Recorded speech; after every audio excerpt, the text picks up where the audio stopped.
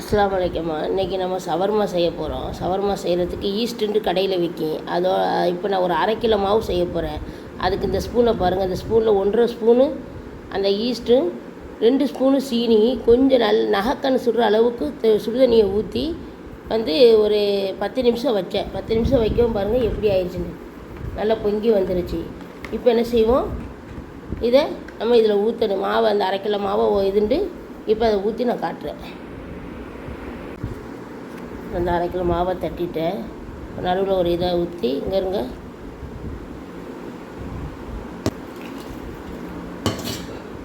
கொஞ்சம் தண்ணி, ஒரு 50 கிராம் தண்ணி ஊற்றி முதல்ல ஊற வச்சுட்டு பிணைஞ்சிட்டு, தண்ணி தேவைப்பட லைட்டாக தொளிச்சிக்கிற வேண்டியதை.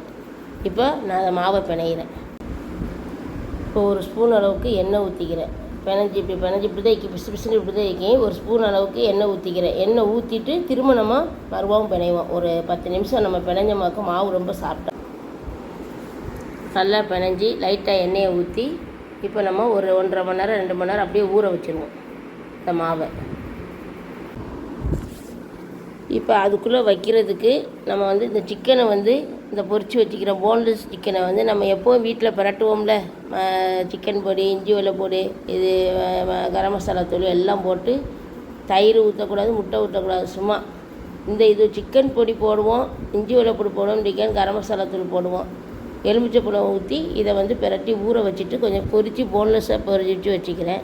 இப்போ பாருங்கள், கேரட்டை எப்படி நீள்பா அப்படி இதே மாதிரி தான் கேப்சியத்தையும் வெட்டணும், முட்டைக்கோசையும் வெட்டணும். இந்த 3ஐயும் வெட்டிட்டு அதில் இந்த எலுமிச்சை பழத்தை புழிஞ்சு ஊற்றி மிளகுத்தூளையும் போட்டு இந்த கறியை பொடுசாக வெட்டி எல்லாம் பிரட்டி ரெடியாக வைக்கணும். நம்ம 2 மணி நேரத்துக்கு பிறகு தான் மற்ற அந்த இதுக்குள்ளே வைக்கிறத காட்டுறேன். மயோனஸும் வாங்கி வச்சுக்கிறேன்னு, மெயினாக மயோனஸ் இருக்கணும் நம்மளுக்கு. இப்போ பாருங்கம்மா, இங்கே பாருங்கள், நீள்பமாக எல்லாத்தையும் வெட்டி வச்சுக்கிறேன். இதில் இப்போ என்ன செய்யணும், மிளகுத்தூள் நல்லா ஒரு ஸ்பூன் எடுத்து இப்படி மிளகுத்தூளை எடுத்து, உப்பு, இதுக்கு ருசிக்கு உப்பு போடணும். இந்த எலுமிச்சை பழம் ஒரு பாதியை புழிஞ்சு ஊற்றணும்.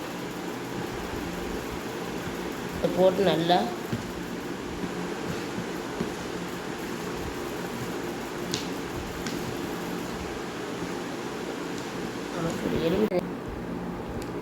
இதில் கொஞ்சம் மயோனஸ் ரொம்ப நம்ம இதில் அந்த மாவில் இதுலேயும் ரொட்டிலையும் நம்ம பிணைவோம் சும்மா டேஸ்ட்டுக்கு.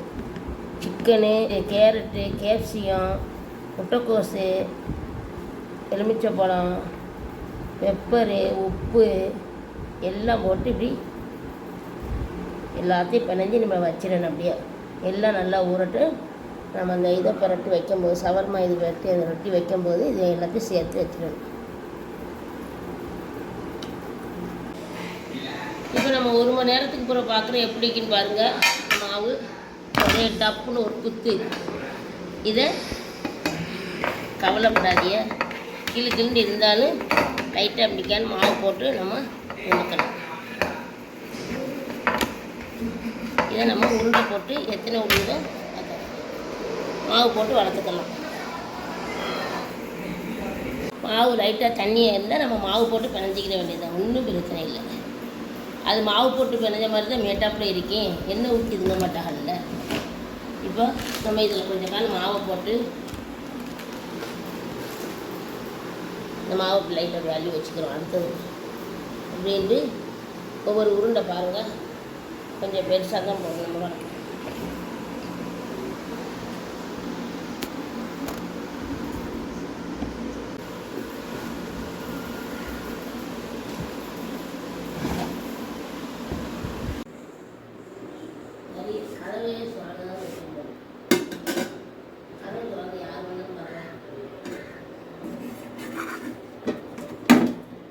மேலே எதிர்த்து வரும்போது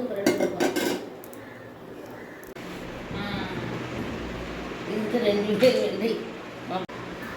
இந்த ரொட்டியை என்ன சொல்லி இப்படி லைட்டாக அப்படி மேலே வச்சுக்கிறேன். இந்த பேப்பரை கீழே வச்சுக்கிறேன்னு, இந்த ரொட்டியை இப்படி மேலே வச்சுக்கிறேன். வச்சுட்டு என்ன செய்யணும், இந்த மயோனஸ் இருக்குல்ல, இதில் ப்ளஸ் பாயிண்ட்டு இந்த மயோனஸ் தான். தடவிக்கிறேன்.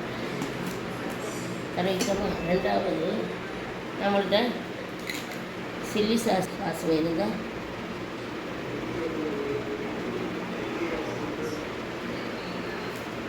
இப்படி பண்ணிக்கிறேன். பண்ணிவிட்டு என்ன செய்யணும், இந்த பரட்டி வச்சுக்கிறோம் எல்லாத்தையும். இதில் வெங்காயம் அது கொஞ்சம் கூடவே சேர்த்துக்கோங்க. வெங்காயம் இதை அள்ளி இப்படி ஓரமாக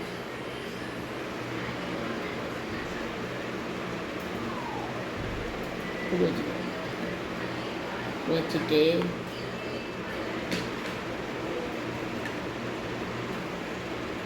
நல்லா இப்படி வச்சுக்கிறேன். இப்படி இதை வச்சுக்கிறேன். வச்சுட்டு இந்த சிக்கனை என்ன செய்யணும், நல்லா மேலே இந்த சிக்கனை மறுவா என்ன செய்யணும், இது கொஞ்சம் ஹெவியாக தான் இருக்குது, ஆனால் இங்கே டேஸ்ட் ஆகிடுது. இப்படி ஊற்றிக்கிற வேண்டியது மயோனஸை ஊற்றிக்கிட்டு இதை இப்படி பண்ணிக்கிறேன். இப்படி பண்ணி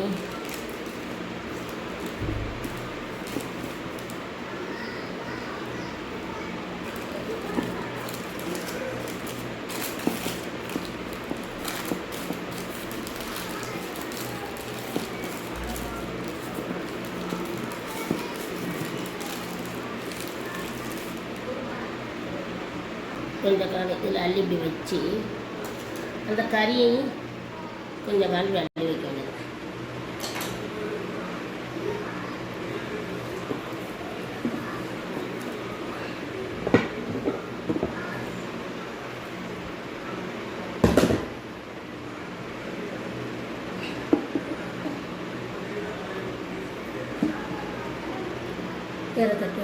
இதே மாதிரி நீங்களும் வீட்டில் ஷவர்மா செஞ்சு கொடுத்து, கொஞ்சம் கஷ்டமாக தான் இருக்குது, ஆனால் நம்ம நேச்சுரலாக நல்லா வீட்டில் செஞ்சு கொடுக்குறது. நீங்களும் செஞ்சு கொடுங்க.